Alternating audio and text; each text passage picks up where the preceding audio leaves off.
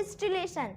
तो अगर आप तक ये वीडियो पहुंची है तो लास्ट तक कंप्लीट देखिएगा, क्योंकि आपको इस वीडियो में बहुत ज़्यादा मजा आने वाला है और आप इस वीडियो से बहुत कुछ सीख कर जाने वाले हैं। तो चलिए बिना टाइम वेस्ट करे वीडियो को स्टार्ट करते हैं। तो आज हम लोग का जो टॉपिक है वो क्या है? फ्रैक्शनल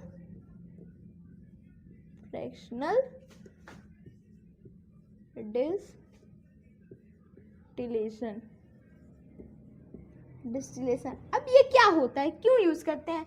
हम लोगों ने पिछली वीडियो में पढ़ा था। हाँ, ये तो मैं बताना भूल गया। अगर आपने अभी तक पार्ट इसके पहले वाले नहीं देखा है तो यहाँ पर आई बटन आ रहा होगा, वहां पर आप जाकर देख सकते हैं इसके पहले वाला पार्ट।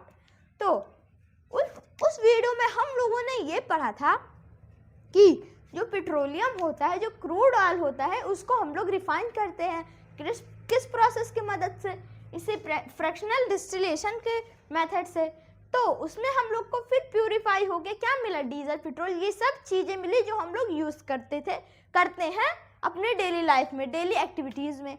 अब फ्रैक्शनल डिस्टिलेशन क्या है? एक मान लीजिए ये क्रूड ऑयल है,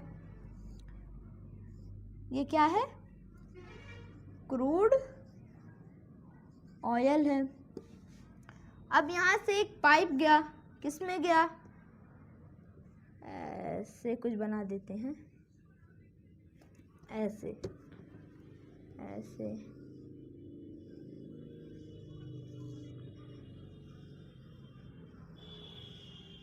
गया।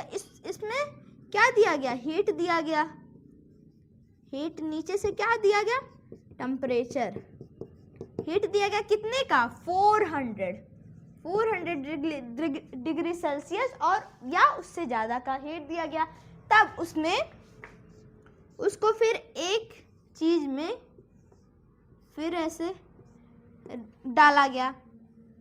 ये पाइप को कनेक्ट कर देते हैं। अब यहाँ पर जो वेपर्स आए, सबसे पहले जो क्रूड ऑयल था वो इस पाइप के थ्रू, जो पाइप था वो गर्म था भैया, तो वो वेपर के फॉर्म में हो गया। जब वेपर में आ गया तो वो यहाँ पर जो सबसे हैवी वेपर था वो नीचे रह गया, फिर उससे लाइट वाला ऊपर गया, फिर उससे लाइट वाला और ऊपर गया, फिर उससे लाइट वाला और ऊपर गया।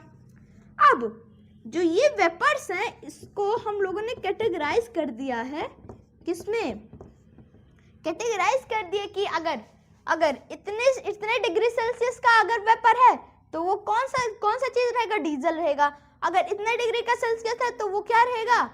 वो इंजन ऑयल रहेगा, जेट इंजन ऑयल रहेगा। अब हम लोग जानेंगे कि कितने डिग्री सेल्सियस पर कौन सा चीज होता है। तो जो सबसे हैवी रहता है वो कितने डिग्री का? 350 डिग्री सेल्सियस का होता है। ये कैसा ऑयल होता है? हैवी ऑयल होता है। इसके ऊपर 240 डिग्री सेल्सियस का होता है जो लाइट ऑयल होता है। अब इसके ऊपर 180 डिग्री सेल्सियस का आ गया, जो किसमें यूज होता है? जो हो गया जैसे 180 डिग्री सेल्सियस में, जैसे कैरोसिन, एरोसिन, ये सब होगा। कैरोसिन हो गया, जेट फ्यूल हो गया। अब इसके ऊपर जो रहेगा वो मान लीजिए 35 डिग्री सेल्सियस से 180 डिग्री सेल्सियस तक रहेगा। ये हम लोग प्लास्टिक्स और टेक्सटाइल इंडस्ट्रीज में हम लोग यूज करते हैं। अब इसके ऊपर जो रहेगा वो रहेगा 34 मान लेते हैं, रहेगा डिग्री सेल्सियस का। अब ये जो रहेगा उसे हम लोग बोलेंगे पेट्रोलियम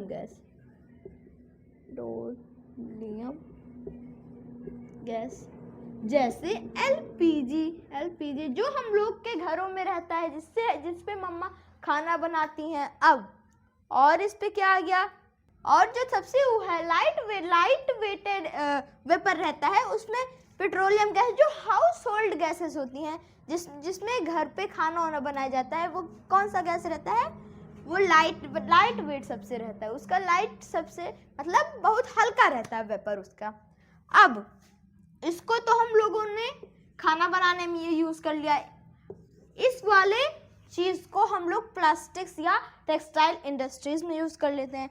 अब 180 डिग्री सेल्सियस वाले को कैरोसिन या पेट्रोल जेट इंजन में डाल देते हैं। अब लाइट ऑयल रहता है। अब हैवी ऑयल का यूज कहाँ पर रहता है भैया? रोड बनाने में, कुछ मतलब हर चीज़ बनाने में इसका यूज़ कर लेते हैं हम लोग, किसका, हैवी ऑयल का। तो आई होप आपको ये फ्रैक्शनल डिस्टिलेशन अच्छी तरीके से समझ में आ गया होगा क्या होता है। एक बार चलिए रिवाइज कर लेते हैं। फ्रैक्शनल डिस्टिलेशन में हीट दिया जाता है कितने का, 400 डिग्री सेल्सियस या उससे ऊपर का। अब इसमें जो वेपर्स रहते हैं उनको कैटेगराइज किया जाता है, जैसे 350 डिग्री सेल्सियस का रहेगा तो हैवी ऑयल रहेगा, अगर सबसे कम का रहेगा तो वो पेट्रोलियम गैस यानी एलपीजी, हाउस होल्ड गैस उसे हम लोग बोलते भी हैं। तो इसी चीज़ को हम लोग क्या बोलेंगे, फ्रैक्शनल डिस्टिलेशन। तो अगर आपको ये वीडियो अच्छी लगी है तो चैनल को ज़रूर सब्सक्राइब कीजिए और शेयर करना मत भूलिएगा। Thank you.